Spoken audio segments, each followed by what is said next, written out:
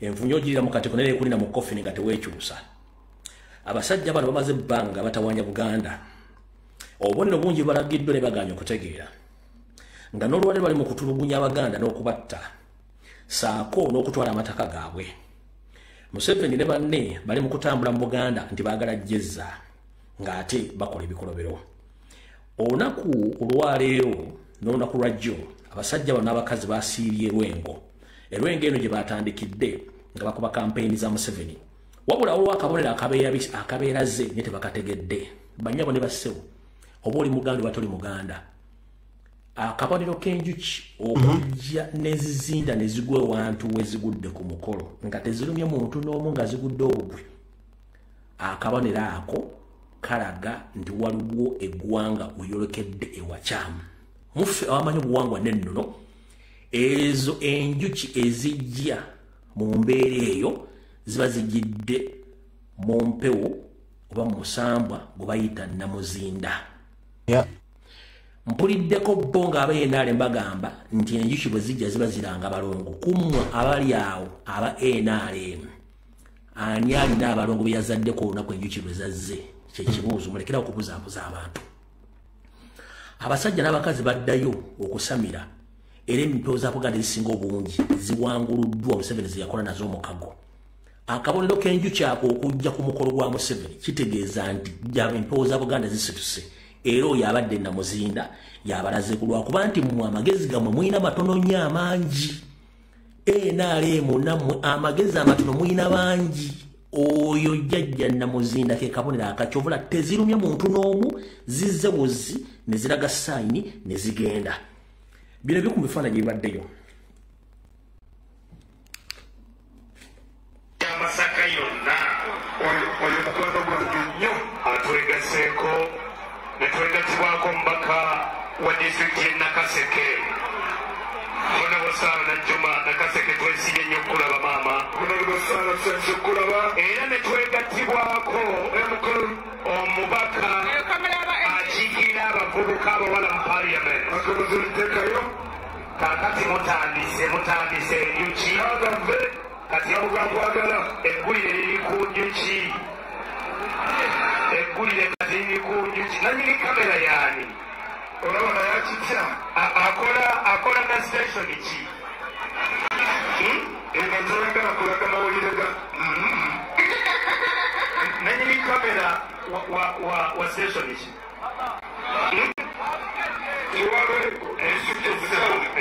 ate ng'ayagala n'ekifo kya NRM nga batuukirize bagenda kimu ekya disitulikiti enjoki ziranga balongo ndowooza owulira abajjalanda bakulembeddwa mu Kinyarwanda Ssuubi nti enjuki ziranga balongo kubanga obwongo butono mu bifaananyi bye mulabyeko ozira bulungi nnyo mu bifaananyi bye mulabyeko ebikalu ozire bulungi nnyo no yennyini abaddewo tezimukozeeko wadde obulabe oyo omulala abaddewo omulala tezimukozeeko wadde obulabe zo zireese bulesi kabonero kaazo ne zitambula ne zigenda zikoze bukozi kabonero kaazo zo ne zitambula ne zigenda tezirumya wadde n'omuntu n'omu okitegeera bulungi kati yo Omunyarwanda oli Kiwanda Ssuubi yakugambye mbweze enjuki ziranga balongo era nga bweri enkola yaabwe eya mentality oba sere county educate cow agambye nti ziranga balongo no problem ziranga balongo mujja kiwulira awo tuvuddewo kwetuvaawo mu nkola ey'okujeregerera Museveni kwabadde ajeregerera abantu bonna mu bitundu byonna n'okulengeza akatambi kano gyanansooka nkabazannyireka abasajja Banyankole abeeganye ebikolwa bya Museveni mutabani we okujerega nga akozesa Olunyankole then tuleke tusimbule video bulungi nnyo abakulu mwankole bine boogeddeko kusaba okusonyiwa abalowooza nti Muhoozi ayogerera Banyankole bonna tuse wano okwejjaku ekivumu Muhoozi kyataddeko n'alowooza abantu bonna nti Abannayuganda Abanyankole bakyawa tribes endala asiba ekiri Muhoozi byakola bya Munyankole akikolanga omuti nga Muhoozi nesibanya Banyankole bonna ekyokugamba nti akwata abantu n'abatulugunya mu Olunyankole kya buswavu tukivumirira ate tukigaana mukuleeta tocha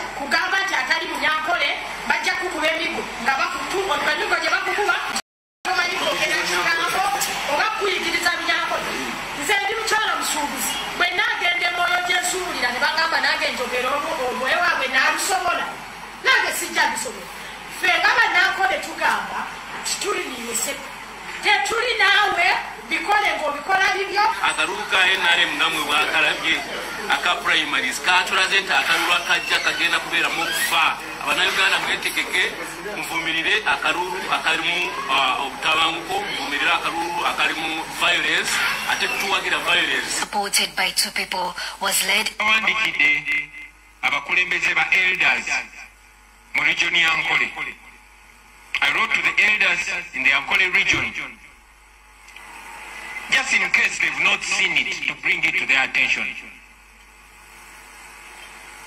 and to call out for their voice before it's too late, asking them whether they are comfortable and at peace with what's going on, whether they won't raise their voices before it is too late.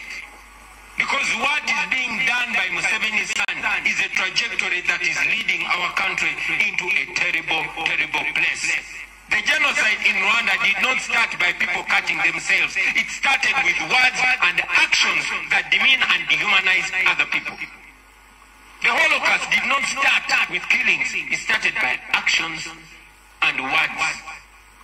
That is where Museveni's son wants to send this country, by pitting the Banyankole against the Ugandans, which I want to call upon our brothers and sisters from Ankole and the elders of Ankole to distance and disassociate themselves with the acts, the brutal, immoral and tribalistic acts of Muhoozi and Museveni.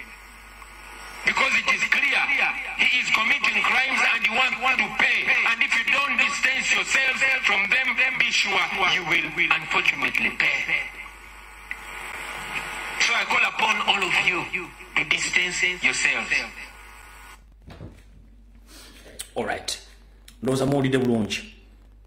Kati mu nkola ey'akamanyiro n'okujooga. Omwami ono olunaku lumu yayogera ebigambo bino ng'era amanyira Abanyankole. In Ankole there we had a small king. But the Banyankole thought he was a great king. He was a global balance, the control of the whole world. They thought that Ankole was the whole world.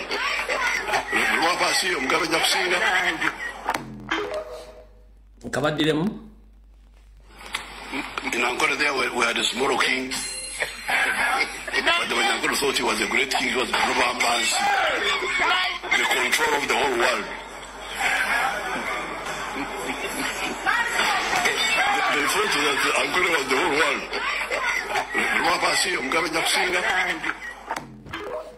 All right. Bwe yavaawo najja nayogera ebigambo bino ng'alumba Ssaabasajja Kabaka n'Obuganda. We had these little kings here. In Ankole there we had a small king. But the Banyankole thought he was a great king. He was a global balance, the control of the whole world. They thought that Ankole was the whole world. So we had these little kings here. Here in Karagwe, Uganda, Nyoro, all these little kings were here. They didn't know much that he's a lion, that the king is a lion. A lion, whom do you eat? He only eats.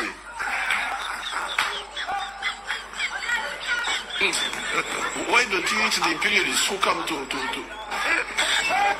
African chiefs who are here half naked, running around, that they are very important, that he's a lion, that the king is a lion.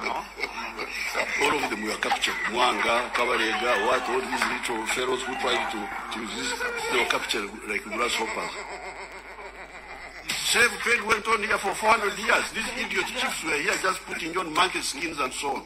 Mazima. Looking like clowns.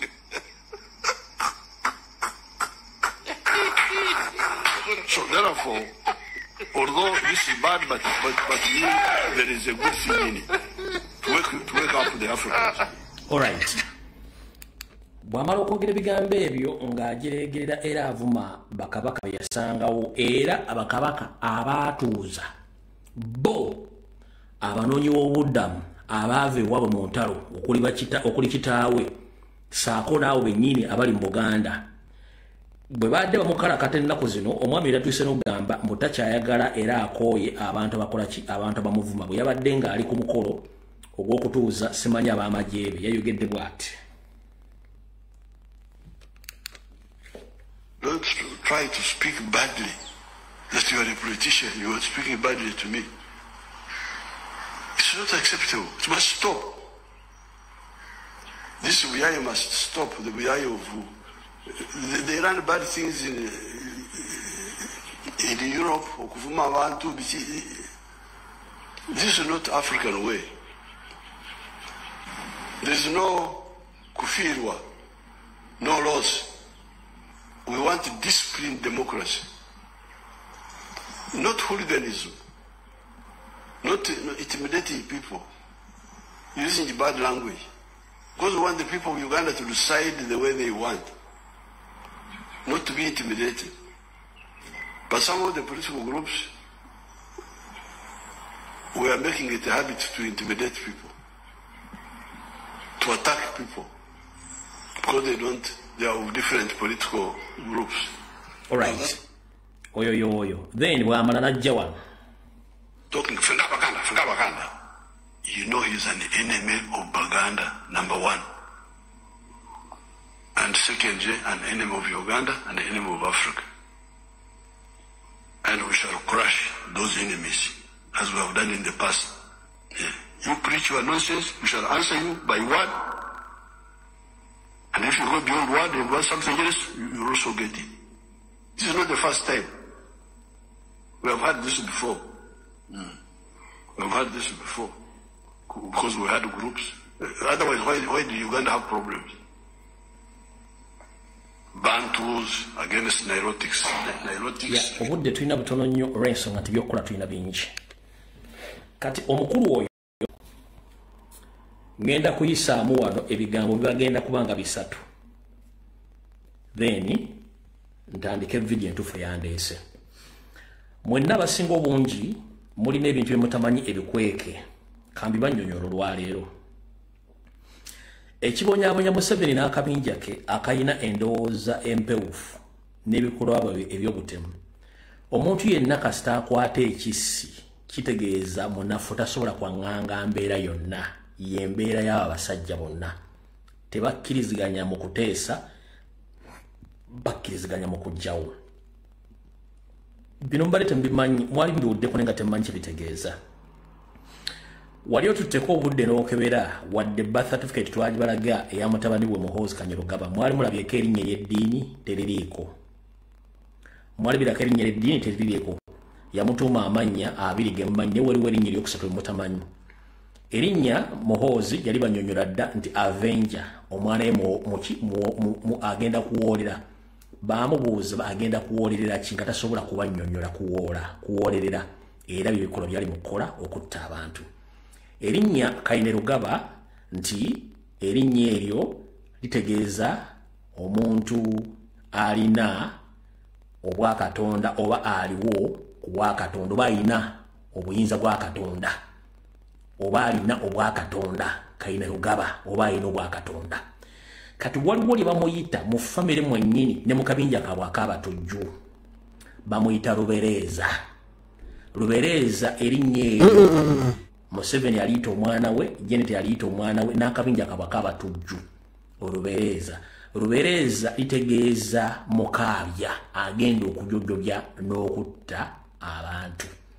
Museveni kuno kwoli mukazi okwo alina akabinja kammwe ak'abatuusi kwe muli kuno. Erinnya lyo n'abaana mu SFC balimanyi ne mu famire zaabwe kakolero kabamuyita Lubereeza ge mannya ga asatu. Ne Lubereeza bw'olivuunaluliza mu Luganda baliyita mukaabya agenda bajojjobya bakaabya mpaka yenkola y'amannya kyokula talina linnya lya ddiini ge g'amannya asatu. Muhoozi ndi bannyonnyodde, Kainerugaba ndi bannyonnyodde, mbadde mmanyi bamuyita Lubereeza. Lubereeza kitegeeza mukaabya agenda kukaabya abantu. Mukitegedde bulungi nnyo. yasobola kitalina linnya lya ddiini kubanga ono yamuwongayo ng'alina kukola bikolebera ebyo naye kiri record okusinziira ku kunoonyereza nti bano abantu tebasobola kuweza myaka 4+ nga bali ewantu nga batereddewo olw'obutemu bwabwe buli lwobaga mu bufu bwabwe w'obutemu batandika okufuuka ekira bakomekereza basenguse nga bwe balina okusenguka kino nakyo mubadde temukimanyi mu nkola y'abana abantu enneekusifu bamanya nga bumuwudde mu katambi kali ng'agamba nti wano waliwo bakabaka abesibanga engoye z'empologoma ne beyita empologoma basimolo kingdom biki omusajja ono bwe bajja bannaye basooka kukola kye tuyita due diligence okunoonyereza butera bagenda okuyingira n'okuwamba buli kimu kye baakola banyabo ne bassebo njala bategeeza mu nkola ya Museveni enneekusifu balina enkola eno nti nga oyagala okuggyawo omuntu gw'oggyewo omuntu oyo gw'oddewo mu nkola ey'ekimpowooze naye ng'omuntu oyo ye ku lulwe aba amuyise mulabe era bannayuganda ffenna batuyita balabe tuli balabe ba Museveni ffenna tuli balabe ba Museveni kati Museveni mu nkola ye ey'okugamba nti bw'oba oyagala okudifeatinga oba okusaanyawo omulabe wo okola ebintu bino wammanga 1 olina okusooka okufuuka omugonvu gy'ali omuguleko okukkiriza kwe ekyo baakikola bulungi nnyo olina osooka okufuuka omugonvu gye bali obaguleko okukkiriza kwabwe kye bayita trust ekyo baakikola bajjajja kuno kwemuli bataata kuno kwemuli Museveni ne banne bajja basooka kutunda trust eri ffe bannayuganda tubakkiririzaamu bw'amala okuguza trust kye bakola ekiddako bayiga olulimi obulombolombo n'ennono gwo kwennyini n'otukoga nti abantu bano babadde ebbanga ddene engeri gye bayiza olulimi n'obulombolombo n'ennono kambakkirize mbayingize n'obaggulira oluggi ne bayingira kiki abaganda kye baakola abasajja bano baatulaga trust ne humbleness ne tubakkiriza okuyingira ne bayiga olulimi obulombolombo n'ennono ne tubaggulira ne bayingirira ddala ne tubawa n'ebika n'amannya kwe nava ngamba enjogera egamba nti abasinga obungi baganda mannya vidiyo yalero obanga olina lwa mutono gyesonyiwe bw'oba olina obwongo butono vidiyo yalero gyesonyiwe beŋŋamba kwe bali kuno babiwulira bulungi nnyo bwe bamala okuguza bwe bamala okuyingira okufuna ne bayiga olulimi lwa obulombolombo n'ennono babatuuse mu kitundu wakati bwe baagala okukolera ekintu ekyo bw'omala okubayingiza bw'omala okuguza trust n'obayingiza nabamanyi olulimi obulombolombo n'ennono kye bazzaako kyekiruwa kye bazzaako kati kubayita okusaasaana oba okusaasaanya oluganda lwabwe lwe luluwa okusaasaanya oluganda lwabwe bakkiriza abaana baabwe ab'obuwala okuwasibwa abantu abaabasembeza nkiddamu okusaasaanya oluganda bakkiriza abaana baabwe ab'obuwala okufumbirwa abaabasembeza bwamala okukkiriza ababasembeza okuwasa abaana baabwe bo kennyini mu trust ebine humbleness gye baatuguza abasajja abaganda abaakolanga emirimu egy'enjawulo balinanga amaka agasukka mu 2 ku 3 era baatambulanga okugenda okutabaala kati bano abasajja bakayanda bo baakolanga ekigambo ky'okuyingirira famire mu mpola ng'oyo omusajja gw'olaba alina trust ne humbleness agenda atandika okuyingirira mukazi w'ompolampola ekivaamu ng'amumegga ekigo ky'abakulu ng'amufulisa olubuto gwe mwana wattu ng'olowooza olubuto lulwo ng'okuza mwana be abaana abazze batunda ebyobugagga by'abaganda bonna famire zisinga obungi abo ne basaasaana bwe batanga okusaasaana eno mubazaddemu bakayanda bafunye engeri gye basoberera nga abakazi bwe ne bazaalamu abaana ne bamala okusaasaana ne bakola buli kimu enjala mukitegere bulungi bwe baavaawo kino kye baakola ekyokuzzaako bwe bamala okusaasaanya eŋŋanda kitegeeza baba kuyingiddemu era baatuukako n'ekiseera okwagala babawo omutuba Ssekabaka Daudi kyo n'abasindika babeere mu lukoola abasinga obungi baagenda abalala bakomo nga basinsira mpola mpaka okutuuka olwaleero bwebamala okukola omulimu ogwo kati essaawa zino kye bali mu kukola olw'okuba nti baamala okukola biri bye mbagambye ne batuuka ne beetuuma amannya ne bayiga obulombolombo n'ennono mmwe nga tembafuddeeko ne basaasaana okutuuka mu bifo by'obwokulembeze we bali olwaleero kati bali mu kumaliriza missoni yaabwe enteeketeeke obuli gye mbadde temumanyi y'ensonga lwaki essaawa zino bakulaba ng'ekisiraani kubanga already be bali mu buli sekita yonna buli ofiisi yonna be bagirimu balina okukola buli ekyetaagisa okutuukiriza missoni yaabwe.